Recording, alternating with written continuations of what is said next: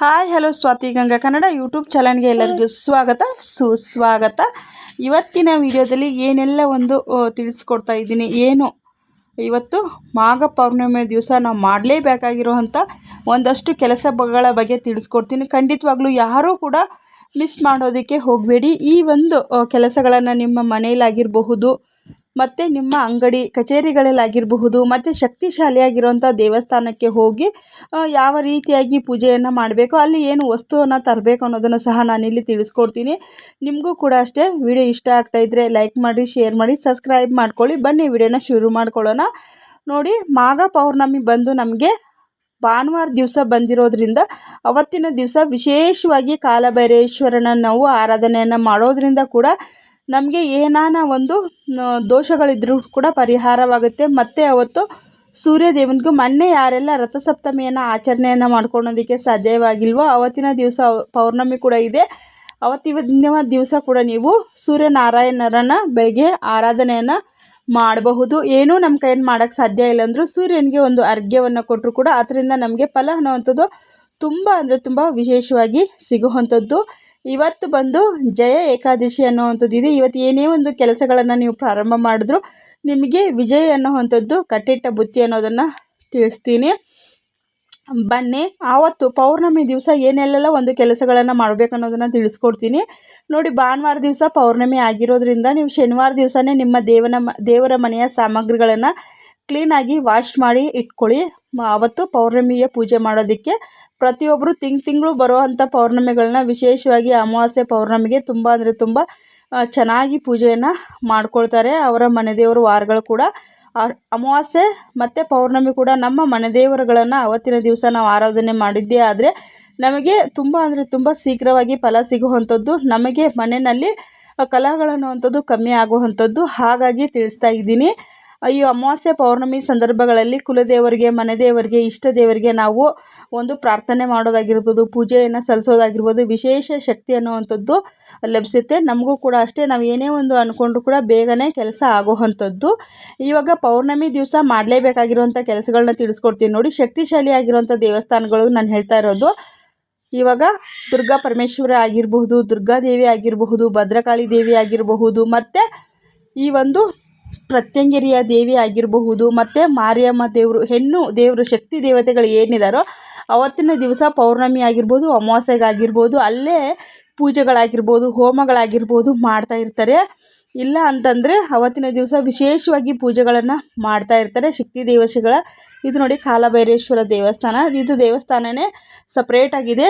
ಇಲ್ಲಿ ಹೋಗಿ ಯಾರಿಗೆಲ್ಲ ಒಂದು ಸಮಸ್ಯೆ, ಮನೆಯಲ್ಲಿ ನಾವು ಏನೇ ಮಾಡಿದ್ರೂ ಕೂಡ ಏಳಿಗೆ ಆಗ್ತಾಯಿಲ್ಲ ಅನ್ನೋವಂಥವ್ರು ಈ ಒಂದು ದೇವಸ್ಥಾನಕ್ಕೆ ಭಾನುವಾರ ದಿವಸ ಹೋಗಿ ಬೂದುಗುಂಬಳಕಾಯಿ ದೀಪವನ್ನು ಹಚ್ಚಿ ಬರೋದ್ರಿಂದ ಕೂಡ ನಿಮಗೆ ಎಲ್ಲ ಒಂದು ಒಳ್ಳೆಯದನ್ನುವಂಥದ್ದಾಗುತ್ತೆ.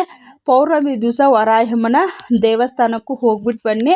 ತುಂಬ ಅಂದರೆ ತುಂಬ ನಿಮಗೆ ಒಳ್ಳೆಯದಾಗುತ್ತೆ. ವಾರಾಹಿ ತಾಯಿ ಕೂಡ ನಿಮ್ಮನ್ನ ಅನುಗ್ರಹವನ್ನು ಮಾಡ್ತಾಳೆ ಅನ್ನೋದನ್ನು ತಿಳಿಸ್ಕೊಡ್ತೀನಿ.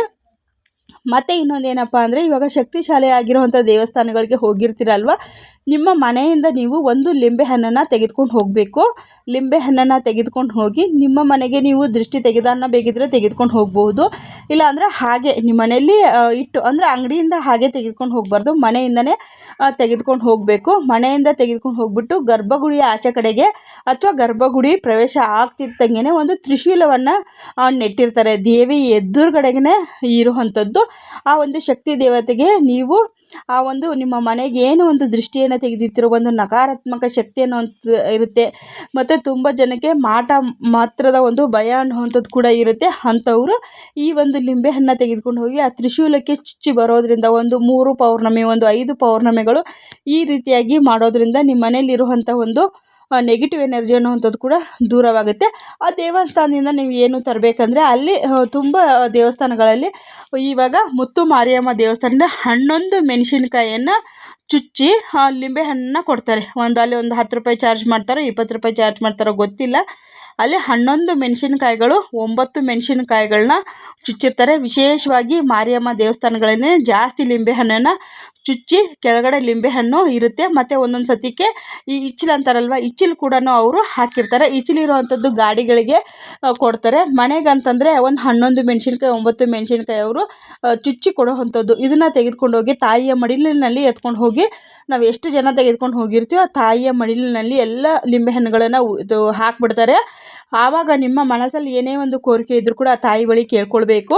ವಿಶೇಷವಾಗಿ ಅದು ನಿಮಗೆ ಅವರ ಪ್ರಾರ್ಥನೆಯನ್ನು ಮಾಡಿ ಆಚೆ ಕಡೆ ತಂದು ನೀವು ಕೆಲವೊಬ್ಬರು ಅರ್ಚಕರು ಅವ್ರವ್ರ ಕೈಗಳಲ್ಲಿ ಅವರ ಸೆರಗಳಲ್ಲಿ ಹಾಕುವಂಥದ್ದು. ಖಂಡಿತವಾಗ್ಲೂ ಆ ರೀತಿಯಾಗೂ ಕೂಡ ಮಾಡಿ ಮನೆಯಲ್ಲಿರುವಂಥ ನೆಗೆಟಿವ್ ಎನರ್ಜಿ ಎಲ್ಲ ಆಚೆ ಕಡೆಗೆ ಹೋಗಿ ಪಾಸಿಟಿವ್ ಎನರ್ಜಿ ಅನ್ನೋಂಥದ್ದು ಬರುತ್ತೆ. ಅದನ್ನು ನೀವು ಮನೆಗೆ ತೆಗೆದುಕೊಂಡು ಬಂದು ಹಾಗೆ ಹೊರಗಡೆಯಿಂದ ಹೊರಗೆ ಕಟ್ಟಬಾರ್ದು.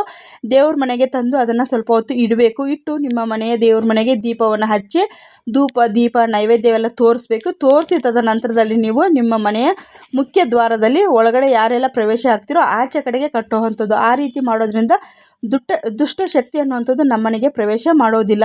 ನೋಡಿ, ಪೌರ್ಣಮಿ ದಿವಸ ವಿಶೇಷವಾಗಿ ಅಮ್ಮನವರ ದೇವಸ್ಥಾನಗಳಲ್ಲಿ ಲಿಂಬೆಹಣ್ಣು ದೀಪ ಹಚ್ಚೋದು ತುಂಬ ಅಂದರೆ ತುಂಬ ವಾಡಿಕೆಯಾಗಿರುತ್ತೆ. ಖಂಡಿತವಾಗ್ಲೂ ನಿಮಗೂ ಟೈಮ್ ಇತ್ತು ಅಂತಂದರೆ ನಿಮ್ಮ ಮನೆಯಲ್ಲಿ ನೀವು ಅವತ್ತಿನ ದಿವಸ ನಿಮಗೆ ಪ್ರತಿ ಶುಕ್ರವಾರ ಮಂಗಳವಾರ ಹಚ್ಚೋಕ್ಕಾಗಲ್ಲ ಅಂದರೆ ಪೌರ್ಣಮಿ ಅಮಾವಾಸ್ಯೆ ಸಂದರ್ಭಗಳಲ್ಲೂ ಕೂಡ ಹಚ್ಚಿದ್ರು ನಿಮಗೆ ಅಷ್ಟೇ ಫಲ ಅನ್ನೋವಂಥದ್ದು ಸಿಗೋವಂಥದ್ದು. ಮತ್ತು ತುಂಬ ಜನ ಮಕ್ಕಳು ರಜೆ ಹಿಡಿತಾರಲ್ವ, ಅಂಥ ಒಂದು ಮಕ್ಕಳಿಗೆ ಪೌರ್ಣಮಿ ದಿವಸ ಉಪ್ಪು ಮೆಣಸಿನಕಾಳು ಬರುತ್ತಲ್ವ, ಬ್ಲ್ಯಾಕ್ ಪೇಪರ್ ಅಂತೀವಿ, ಅದನ್ನು ಎತ್ಕೊಂಡು ಹೋಗಿ ಮಕ್ಕಳಿಗೆ ದೃಷ್ಟಿಯನ್ನು ತೆಗೆದುಬಿಟ್ಟು ಆ ಒಂದು ದೇವಸ್ಥಾನದ ಗರ್ಭಗುಡಿ ಮುಂದೆಗಡೆಗೆ ಎಲ್ಲರೂ ಉಪ್ಪು ಮತ್ತು ಮೆಣಸು ಕಾಳು ಮೊಸರನ್ನು ಹಾಕ್ತಾ ಇರ್ತಾರೆ. ಖಂಡಿತವಾಗ್ಲೂ ನೀವು ಕೂಡ ಹಾಕಿಬಿಟ್ಟು ಅಲ್ಲಿ ಬನ್ನಿ. ಅದರಿಂದ ಕೂಡ ಮಕ್ಕಳಿಗೆ ಒಂದು ಅನಾರೋಗ್ಯದ ಬಾಧೆ ಅನ್ನೋದಾಗಿರಬಹುದು.